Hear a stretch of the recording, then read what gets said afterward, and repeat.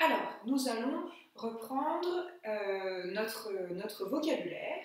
Donc, vous avez une nouvelle leçon de vocabulaire que vous avez imprimée sur ma maison. Donc, normalement, vous avez déjà lu le texte une première fois. Je vais le relire avec vous pour qu'on puisse s'assurer d'avoir bien compris le vocabulaire.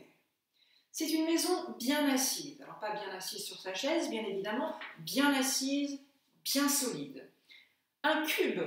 Le cube, c'est une forme géométrique, un volume, c'est-à-dire un relief. Le cube a la forme d'un carré, a des faces qui sont carrées, comme un dé.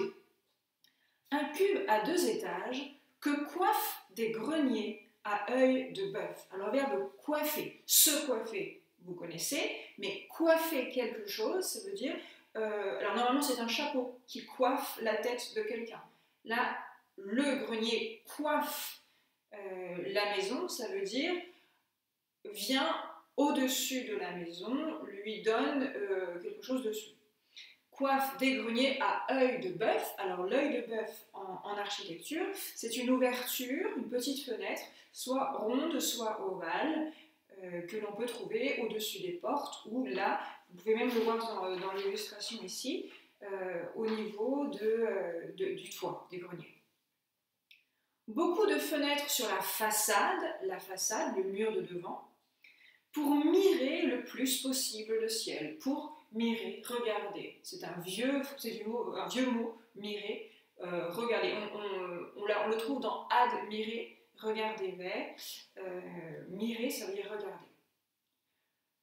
La tour sur le côté, surmontée de son colombier, et le fronton triangulaire au-dessus de la grosse porte, lui donne un peu l'air d'un château campagnard.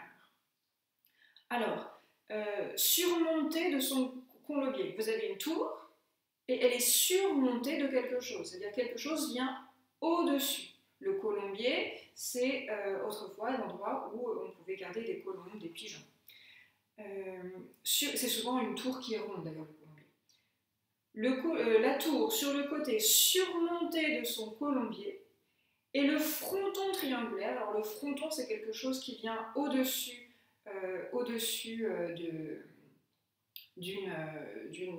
d'une porte, par exemple. Alors on a par exemple dans les temples grecs un fronton triangulaire. On a autrefois à Athènes le Parthénon, le célèbre temple le Parthénon, qui était dédié à la déesse Athéna. Il y avait un fronton triangulaire.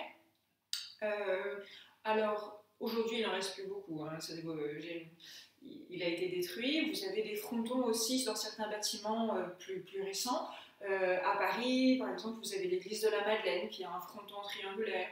Vous avez un fronton aussi sur le bâtiment de l'Assemblée nationale où se réunissent les députés. Vous avez aussi des frontons dans des bâtiments plus récents. Alors par exemple, quand j'habitais aux États-Unis, j'avais une maison avec un fronton triangulaire. Donc c'est un petit peu particulier.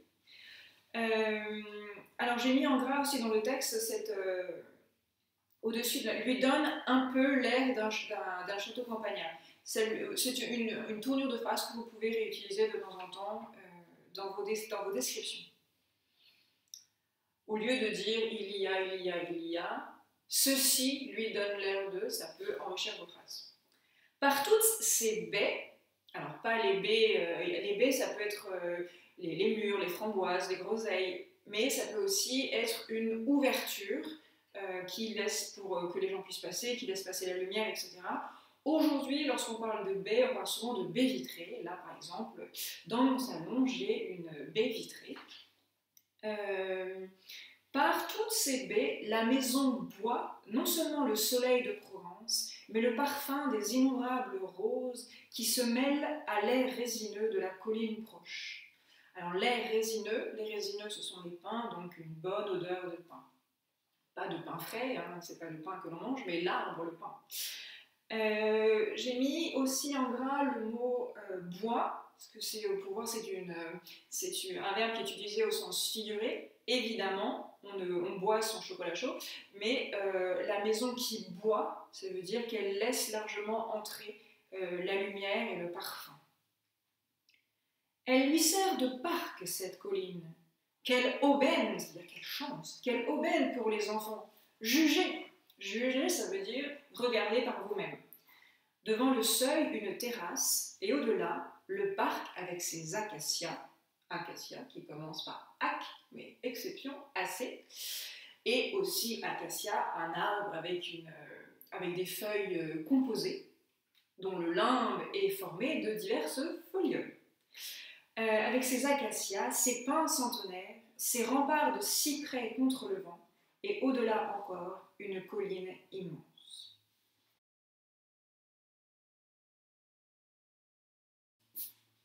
Regardons maintenant le vocabulaire qui est en dessous. Encore une fois, la colonne de gauche, les noms, au milieu, les adjectifs, et à droite, les verbes. Alors, la maison, ça c'est facile. La maison peut être familiale, une maison de famille. Cubique, elle a la forme d'un cube. Tout ce qui est cubique, c'est quelque chose qui a une forme de cube, comme le dé. Et j'habite une maison, je visite une maison. Le rez-de-chaussée, là je suis présentement dans le rez-de-chaussée de ma maison, c'est-à-dire que je suis dans la partie de la maison qui est à peu près à la hauteur du sol. Le rez-de-chaussée et au-dessus, il y a les étages. Le rez-de-chaussée peut être sombre ou il peut être clair. Les étages peuvent être inégaux, c'est-à-dire si vous avez par exemple le premier étage avec une grande hauteur de plafond et puis le deuxième étage avec moins élevé. Le rez-de-chaussée s'ouvre sur mon salon. Le rez-de-chaussée s'ouvre sur le rez-de-chaussée sombre s'ouvre sur une petite cuisine malodorante, je ne sais pas, tout ce que vous voulez. S'ouvre sur, ça veut dire lorsque je rentre dans le rez-de-chaussée, qu'est-ce que je vois? Les étages s'élèvent au-dessus du rez-de-chaussée. Le grenier, vous connaissez tous, c'est ce qui se trouve généralement sous le toit. Il peut être vaste, avec beaucoup d'espace, mais il peut être aussi encombré de pas mal de choses qui s'entassent au cours des ans. Le grenier surmonte quelque chose, on l'a vu dans le texte, surmonter quelque chose, ça veut dire se placer au-dessus. Le toit, incliné ou bien plat, le toit couvre la maison, coiffe la maison d'une manière un petit peu plus élégante. Les baies, on l'a vu tout à l'heure, les œils de bœuf, donc ces fenêtres rondes, les baies peuvent être rectangulaires et l'œil de bœuf ovale ou rond. Éclair, les baies éclairent la maison, elles laissent entrer la lumière. Les baies, les œils de bœuf, alors plutôt les baies donnent sur, moi par exemple, mes baies vitrées donnent sur la tondeuse à gazon. Voilà, c'est une vue merveilleuse, imprenable que j'ai depuis mon salon. Ça peut donner sur un jardin, sur une allée, etc. Le fronton, donc le fronton, nous l'avons vu tout à l'heure, triangulaire, il peut être sculpté, on l'avait vu comme sur celui de l'Assemblée nationale. Orne, décor, ce sont des synonymes à peu près. Évidemment, un fronton n'a pas d'utilité matérielle très prononcée, il est là à titre décoratif. Alors les dépendances, ce sont toutes les parties non habitables de la maison, ou alors qui peuvent même être soit collées à la maison, soit un petit peu dispersées. Par exemple, une cabane au fond du jardin, etc. Le bâtiment du gardien aussi dans un château, etc. Les parties qui sont pas essence principale à la maison. Nombreuses, elles se groupent, elles se rassemblent, ou elles sont dispersées au contraire dans un lieu.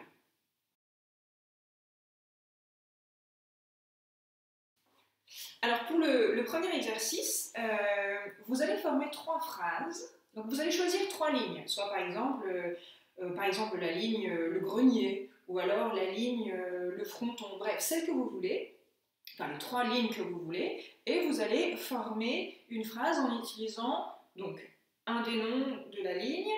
Parfois il y en a souvent qu'un seul, mais par exemple il y a B, œil de bœuf, donc vous choisissez un des deux. Un adjectif qui va avec et un verbe, pour essayer de réutiliser ce vocabulaire qu'on vient de découvrir. Donc moi je vous ai donné un exemple. J'ai choisi la ligne dépendance en me disant que c'est peut-être celle que vous allez le moins vouloir choisir. Comme ça vous laisse... vous pouvez la reprendre, hein, vous pouvez reprendre dépendance si vous voulez. Je vous ai fait 2 phrases avec dépendance. De nombreuses dépendances se groupent autour de cette demeure du XIXe siècle. Ou alors, le visiteur parcourt le parc du château où de nombreuses dépendances sont dispersées. Voilà. Vous pouvez, donc ça c'est des exemples de phrases, évidemment, c'est vous qui choisissez de faire celle que vous voulez. Ensuite, pour l'exercice numéro 2, et l'exercice numéro 2, vous allez utiliser le vocabulaire « un mot se place dans chaque... pour chaque groupe de mots ». Et pour l'exercice numéro 3, avant de faire l'exercice numéro 3, vous avez besoin de la fin de cette vidéo où je vais parler des préfixes.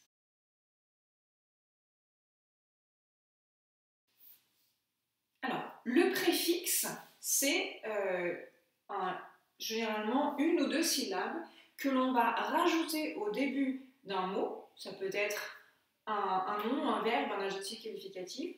On va le rajouter devant pour créer un nouveau mot. On appelle ça un mot dérivé. Quand je rajoute quelque chose, soit un préfixe devant, soit un suffixe derrière, mais là on va se concentrer sur le préfixe. Alors, surélevé. Voilà, on a 4 verbes. Surélevé, j'ai le mot d'origine, le verbe d'origine qui est élevé. Et quand je surélève quelque chose, ça veut dire que je l'élève, je le mets en hauteur. Monter, surmonter, par exemple surmonter une épreuve, quelque chose qui est difficile, je suis victorieux de cette épreuve, je l'ai surmontée. Surmonter une difficulté, j'ai beaucoup de difficultés avec l'analyse du pronom relatif, mais j'ai surmonté cette difficulté et je suis maintenant victorieux.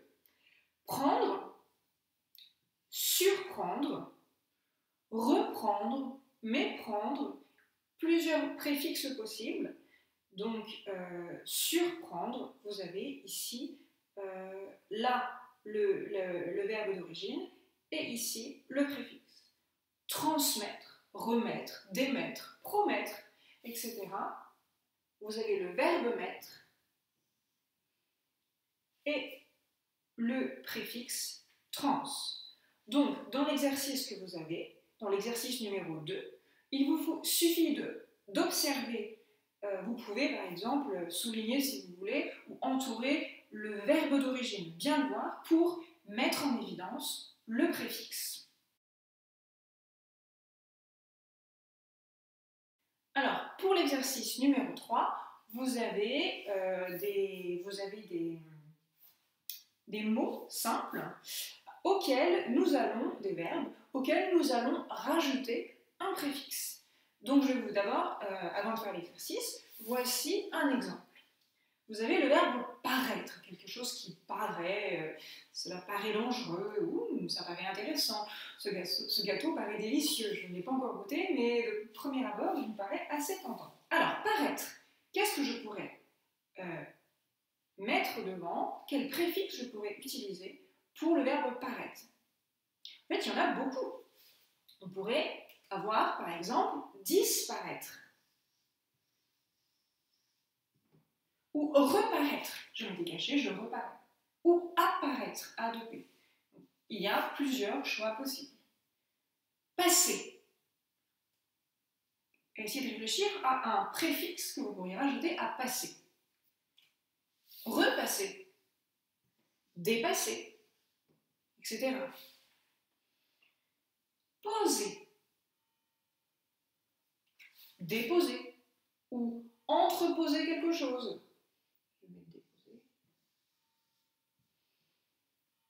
Voir. Par exemple, prévoir. Voir en avance. Quand je prévois, je vois en avance. Pré-avant. Voilà. Normalement, vous avez tout ce qu'il vous faut pour faire tous vos exercices.